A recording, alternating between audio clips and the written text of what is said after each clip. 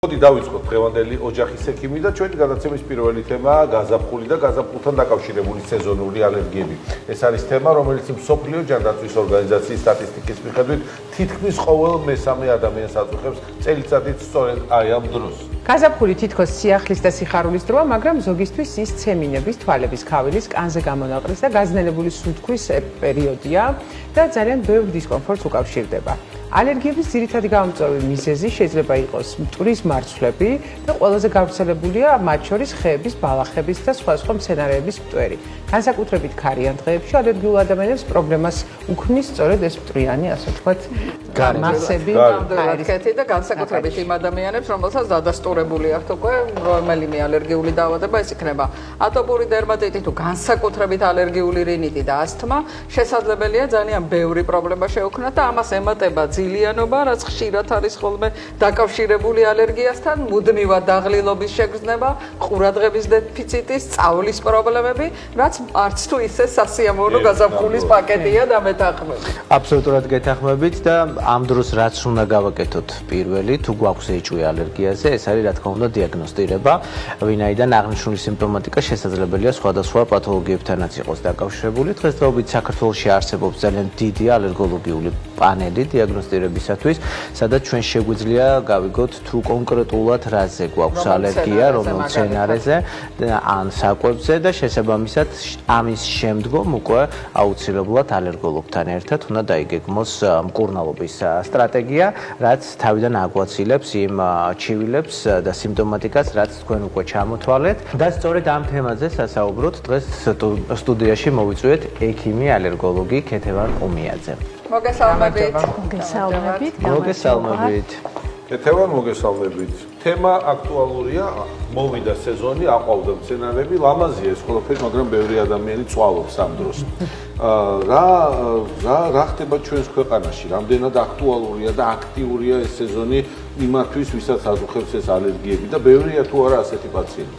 რა თქმა უნდა, ჩვენს ქვეყანაშიც როგორც მთელ მსოფლიოში ეს პერიოდი არის ალერგიების პერიოდი, ადრე გაზაფხულზე იწყება ხელმცენარეთა ყვავილობით და გრძელდება გვიან შემოდგომამდე. ბალახსარებელა მცენარეების ყვავილობის დასრულებისთანავე სრულდება სეზონური ალერგიების პერიოდი. იმისთვის, რომ ჩვენმა მაყურებლებმა ადვილად ამოიცნონ თუ მათ მსგავსი სიმპტომები აქვთ, თქვათ რა არის ალერგია? ალერგია არის იმუნური სისტემის მომატებული მგრძნობელობა გარემოში მოცირკულირე იმ უმცირესი ნაწილაკების მიმართ, რომელიც ჩვეულებრივ საზიანო არ არის. იმუნური სისტემა შეცდომით აღიქვამს ამ ნაწილაკებს მისთვის საშიშად, სახიფათოდ და იწყებს ამ ნაწილაკების მიმართ უკვე მოქმედებას, ანტისხეულების გამომუშავებას და შემდგომ მედიატორები გამომუშავდება, რაც თავის მხრივ უკვე კლინიკური სიმპტომებით ვლინდება. ალერგიის გამომწვევი შეიძლება იყოს ოთახის მტვრის ტკიპა, ობისოკოსპორები, სხვადასხვა მცენარის მტვერი, ცხოველის ეპითელიუმი, საკვები პროდუქტები, მედიკამენტები, ლატექსი და სხვა უამრავი ნივთიერება, რომელთაც შეუძლიათ ეს რეაქციები გამოიწვიონ. სხვადასხვა სიმპტომებით ვლინდება სხვადასხვა ალერგენით გამოწვეული რეაქცია.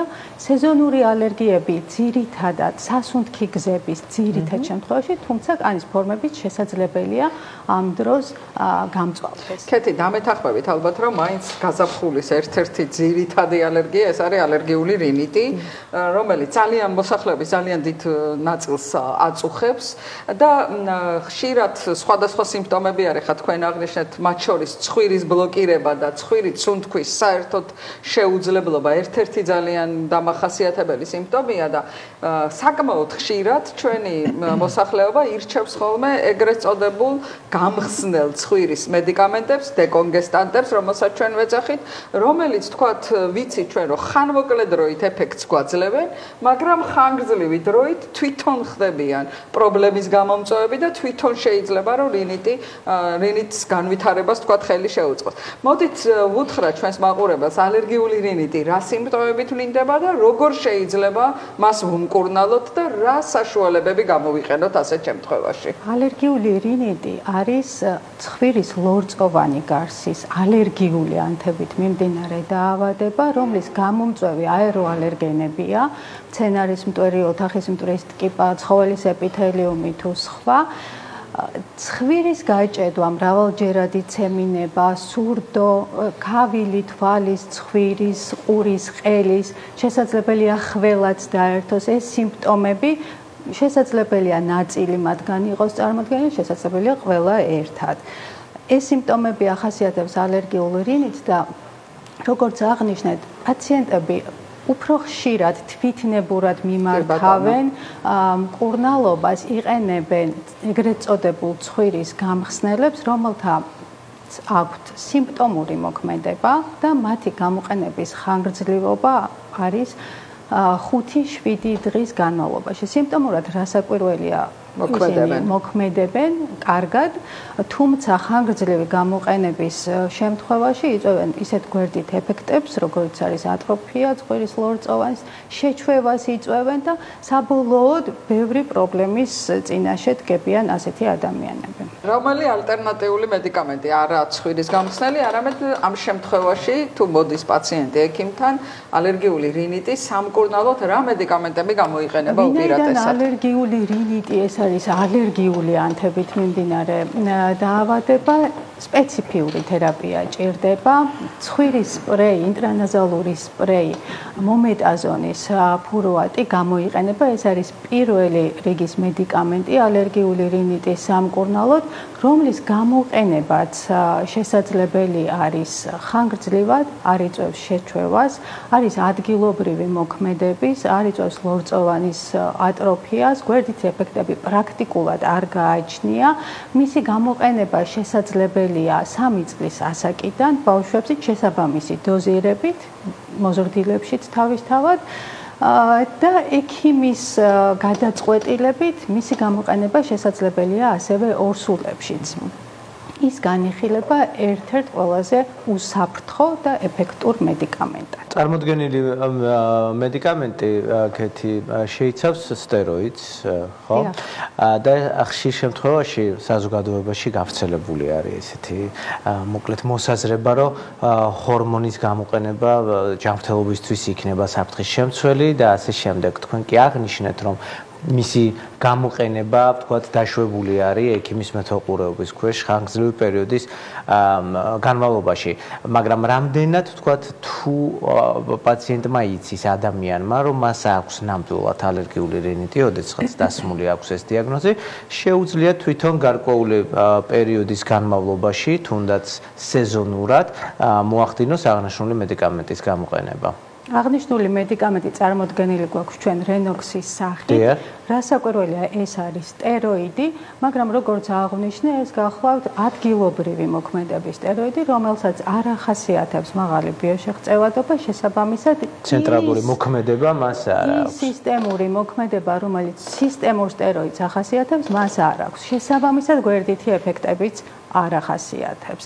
ამიტომ მისი გამოყენება შესაძლებელი არის ხანგრძლივი პერიოდის განმავლობაში. ხშირად ამ ტიპის პრეპარატები ადამიანებს გონიათ, რომ გამოყენების დროს უნდა გახსნას მომენტალურად სასუნთქი გზა და მომენტალურად მიწეშვება, ეს ასე არ ხდება, ეს არის მკურნალობა, რომელიც უნდა ჩაიტაროს და საბოლოო ჯამში დგება ზუსტად ის ეფექტი. თუმცა ეფექტი მალე აქვს. მალე ესეც მნიშვნელოვანია. მალე აქვს.